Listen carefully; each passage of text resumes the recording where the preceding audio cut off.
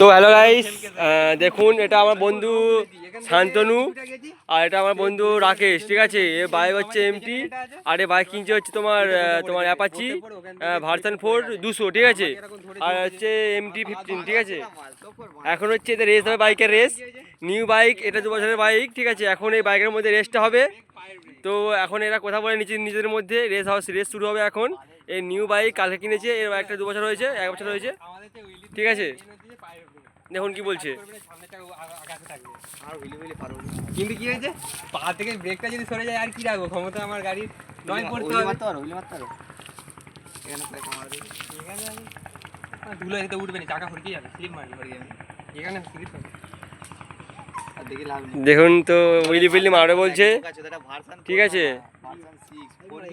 Version 6 যাই হোক, আর হচ্ছে MT-15 আর অ্যাপাচি ভার্সন 6 200। ঠিক আছে, দেখুন গাইস, ব্লগটা পোস্ট হবে একটু পরে, পোস্ট করছি ব্লগটা, অসুবিধা নেই।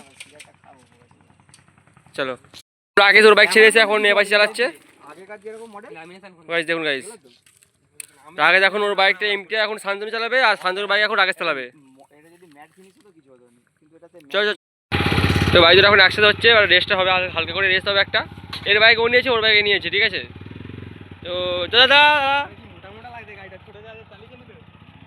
তো এখন রেস শুরু হবে দুজনের।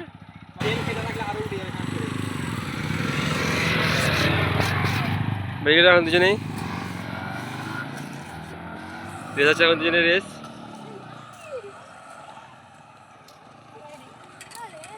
আপনার জামাটা